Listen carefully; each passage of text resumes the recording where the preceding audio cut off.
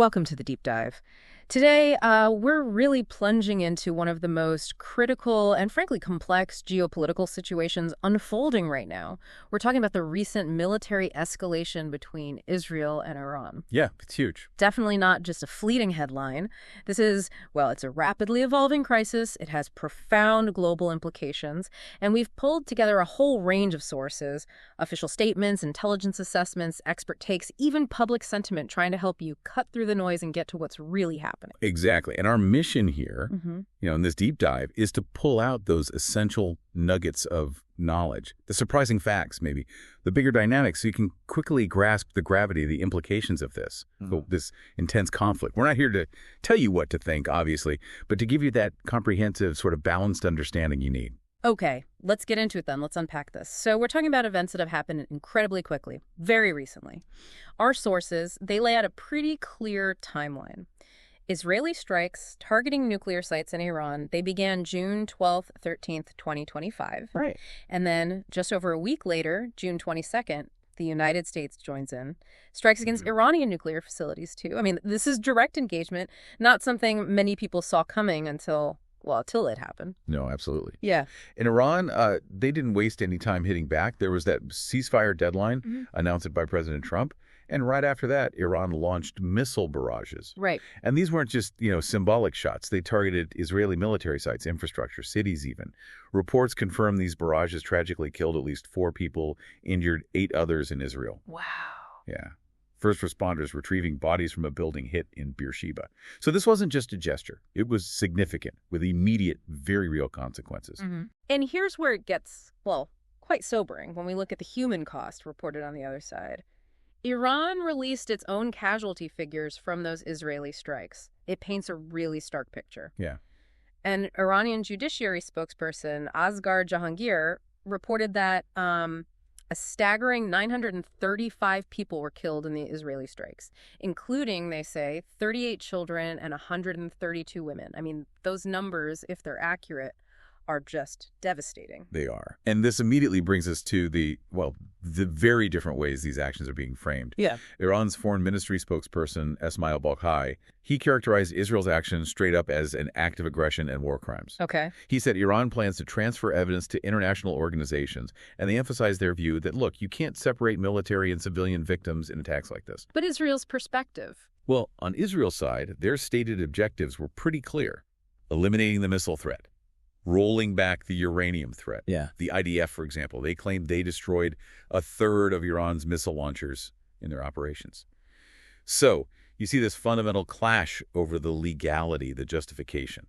Okay, so when they talk about eliminating the missile threat, what exactly are we dealing with there? What do the sources tell us about Iran's actual capabilities? Missiles? Drones? Yeah, well, what's fascinating here is just the sheer ambition, the breadth of Iran's arsenal. So our sources highlight that Iran has consistently worked on boosting the lethality, the precision of its own, domestically produced missiles and UAVs, unmanned aerial vehicles. Drones. Right, Yeah. drones. As of March 2025, they apparently possess the largest stockpiles in the entire region. The largest. That's what the sources indicate. Strategically, it means they have this diverse, deeply embedded capability. It's not something you can just easily take out. And when you say breadth, are we talking like a few different types, or is it more extensive? Oh, far more extensive. We're talking at least 14 distinct ballistic missile variants. 14. Wow. Yeah. It includes short-range ones like the Fata 110, Fate 313. Those are pretty accurate for tactical stuff. And then you've got medium-range missiles like the Shahab 3 family, which can reach targets much deeper into the region. Okay. So the number of variants isn't just about having lots of missiles. It lets Iran tailor strikes, different objectives, different ranges. It makes their missile threat incredibly versatile. Resilient, too. And long-term. Well, looking further out, the U.S. Defense Intelligence Agency, in a 2025 assessment, they projected Iran could even develop an ICBM, an intercontinental ballistic missile, by maybe 2035, leveraging their Space Launch Vehicle program to do it. That's a pretty significant long-term worry for many. Right. And it's clear Iran isn't just building these for, sitting in silos at home, right? The sources suggest they're exporting this tech, using it strategically across the Middle East. Precisely. This is where Iran's military strategy really comes into focus, or becomes really problematic, depending on how you look at it. They've been using these missile programs to sort of compensate for their own conventional military shortcomings, developing asymmetrical capabilities, we call it. Like using missile swarms, drone attacks against maybe a more technologically advanced military. Exactly. Less conventional, often cheaper tools to counter traditional power. Yeah. And yes, they've actively provided this missile tech to various partners all over the Middle East. Can you give us some examples? Who are they arming? Where have these missiles actually been used? Absolutely. The sources note Iran has supplied missiles to the Syrian government under Bashar al-Assad, to Hezbollah in Lebanon, Yemen's Houthis. Okay. They've even transferred close-range ballistic missiles to Russia, according to these reports. Budgetary. Yeah. And these aren't just, sitting there unused. Iran has used these missiles directly against adversaries. We've seen them deployed against ISIS targets, against Saudi oil facilities, against U.S. forces in Iraq, and against Israel itself back in April and October of 2024. Right. However, the recent Israeli strikes, the ones on June 13th, were specifically reported to have, and this is a quote, destroyed Iran's ability to produce ballistic missiles for a year. For a year. Okay. So a significant setback, potentially, but maybe temporary. That seems to be the implication, yes, if that report is accurate. This whole complex web, then, proliferation, direct use, it brings us to the international community's efforts, which seem long-standing but also maybe frustrating to rein these programs in. How have global powers tried to tackle this? Well, it really highlights the challenges, doesn't it? International diplomacy, enforcement, it's tough. Multiple UN Security Council resolutions have been passed trying to prevent missile transfers, sanction entities involved. Then there was the 2015 JCPOA, the Iran nuclear deal. That mostly focused on the nuclear program itself. But a related UN resolution did call upon Iran not to do activities related to nuclear-capable ballistic missiles. That part, importantly, it expired in 2023. Expired, okay. Yeah. And of course, the U.S. pulled out of the JCPOA back in 2018. One key reason cited was exactly that. It didn't adequately address Iran's missile development. Right. And now, to make things even trickier, Iran has halted cooperation with the IAEA, the International Atomic Energy Agency. Iranian President Masoud Pezeshkian called the IAEA Director General's behavior destructive, and Iranian lawmakers actually voted to suspend cooperation. That creates a big blind spot for oversight. A huge blind spot. Okay, so with all this escalating, Iran's program's still a major issue. How is the world reacting to this latest direct conflict? The sources show, well, pretty divided opinions, right? Oh, absolutely. It's a truly fractured global response. On one side, you see very strong support for Israel's actions, often from more conservative voices. G7 leaders, for instance, affirmed Israel has a right to defend itself. They called Iran the principal source of regional instability and terror. That's a clear stance. And what's really striking is how aligned some of those viewpoints are in the sources, particularly among certain leaders. U.S. President Donald Trump, for instance, he openly praised the Israeli strikes, called them excellent, very successful. He even tied them to a 60-day ultimatum he'd given Iran, warning of even more brutal action if they didn't make a deal now. And he actually labeled this the 12-day war, didn't he? Kind of emphasizing its decisive nature from his view. He did. And we see similar sentiments from other figures cited in our sources. Argentina's President Javier Milei, he backed Israel strongly, saying Israel does the dirty job that others don't, that it's saving Western culture. Strong words. Very. Germany's Chancellor Friedrich Merz praised Israel's courage for doing the dirty work for all of us. He even suggested the total destruction of Iran's nuclear program might be on the table if diplomacy fails. Wow. The Czech foreign minister called the strikes a reasonable reaction. UK Conservative leader Kemi Badenoch said Iran is an enemy of the UK. Israel should not be condemned for stopping them getting nuclear weapons. And military analyst Richard Kemp argued Israel had no choice but to attack. Diplomacy was exhausted. So this viewpoint really emphasizes preemption, strong military action. But that's definitely not the only view, is it? How did Iran and others maybe on a different part of the spectrum see these strikes? Yeah, far from the only view. Iran described Israel's attack as a deliberate, premeditated, and large-scale act of aggression, a grave breach of international law. Okay, so straight to the legality question. Exactly. And international law scholars, cited in the sources, described Israel's attacks as potentially a crime of aggression, maybe prohibited self-defense. Those terms refer to starting an unlawful war or using force beyond what's needed for an immediate threat. They specifically noted a lack of evidence of an imminent attack that couldn't be stopped otherwise. Right. The Turkish government also called it a blatant violation of international law. But Israel's counter. Israel's ambassador to the UN said it was an act of national preservation. They were left no other option. Basically arguing self-preservation trumps those other legal points.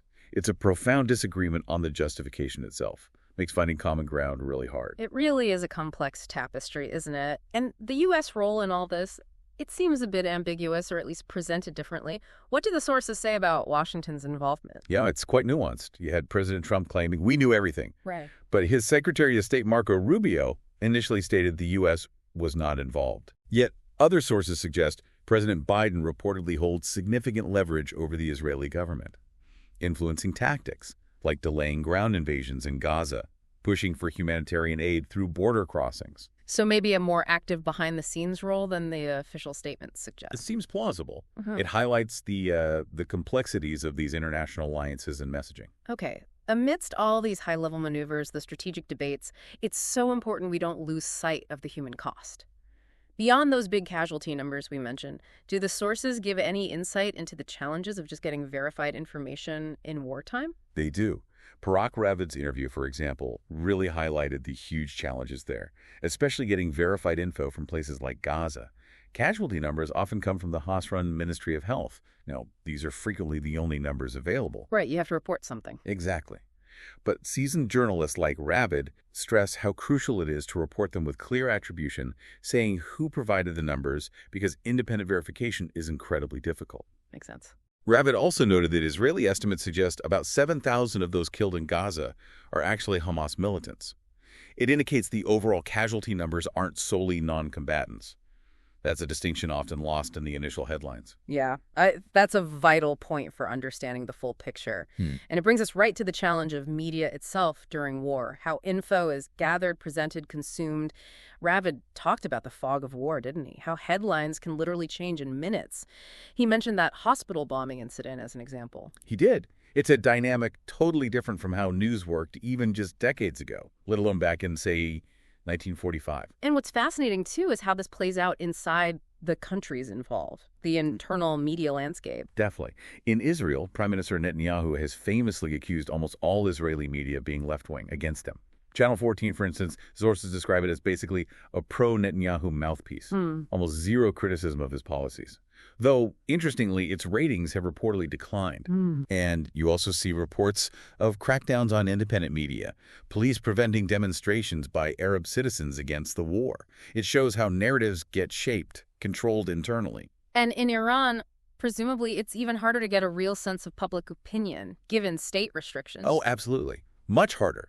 While some sources did report Iranians expressing satisfaction over the deaths of certain officials, suggesting maybe some internal discontent, others described widespread fear, concern about escalation, especially after the Israeli strikes. And the government actively cracked down on pro-Israel content, made arrests. Strong efforts to control the narrative there. But also protests against Israel. Yes, protests against Israel, calls for retaliation have also been widely reported. So it's this complex mix, some possibly state-managed, some perhaps genuine fear or anger. Very hard to untangle. Okay, let's zoom out a bit then. Connect this back to the bigger picture.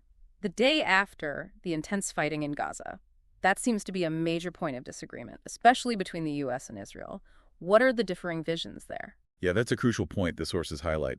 The U.S., along with many regional allies, European partners, they envision a political process after the fighting, ideally leading back towards a two-state solution. They're looking for stability, a long-term political fix. But the current Israeli government, described as the most right-wing in Israel's history, they seem to be, as the source puts it, in a totally different place. Completely. Their stated policy aims to actually destroy the Palestinian Authority, which effectively blocks any path to a two-state solution. Right. And you even see suggestions from some members of Netanyahu's own Likud party about encouraging Palestinians from Gaza to, well, emigrate to Europe. Wow, so a fundamental split on the end goal. That creates a huge obstacle for any unified day-after plan. A massive one.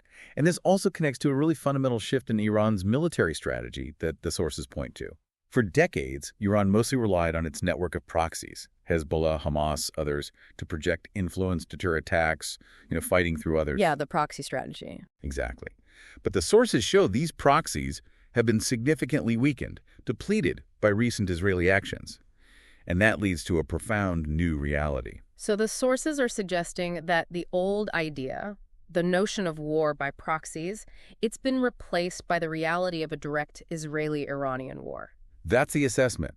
It's not just a tactical change. It's a major strategic pivot.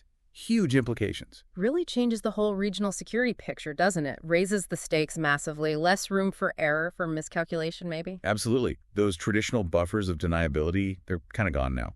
Domestically in Iran, one official suggested the Israeli attacks were aimed at creating chaos, turning Iran into another Syria, basically destabilizing the regime. Okay. But some analyses in the sources also point to internal discontent within Iran itself, suggesting that the regime's perceived military failures could even possibly raise hopes for an uprising or a coup. Well, that's what some analysts suggest. But others warn, hang on, destabilizing the leadership might just lead to anarchy, which isn't necessarily better. So it's a really precarious situation internally, too. And what's also striking is the public mood reported inside Israel. You mentioned 80% support the war? Right. But the same percentage, 80%, reportedly wants Netanyahu to resign, blaming him for the failures leading up to October 7th. Exactly. It's this incredible paradox. It creates this highly charged political environment. It strongly suggests that once the fighting maybe cools down to a lower intensity, you're going to see some really high-intensity politics kick off within Israel. Okay. So as we pull back from this deep dive, it is crystal clear we are watching a pivotal moment unfold in the Middle East, marked by this escalating direct conflict between major powers, evolving strategies, deeply divided opinions, both internationally and internally, all playing out in real time. Yeah. So what stands out to you listening? Maybe consider that dramatic shift like we talked about, from proxy wars to direct military engagement between Israel and Iran, and then couple that with a complex web of international pressures, internal dissent, bubbling up in both countries. Given that really volatile mix, what are the truly unpredictable elements now? The things that could shape the next chapter, going beyond just military strength or diplomatic talks. How might internal politics in either country or some unforeseen external event completely alter the course of this direct confrontation? Lots to think about.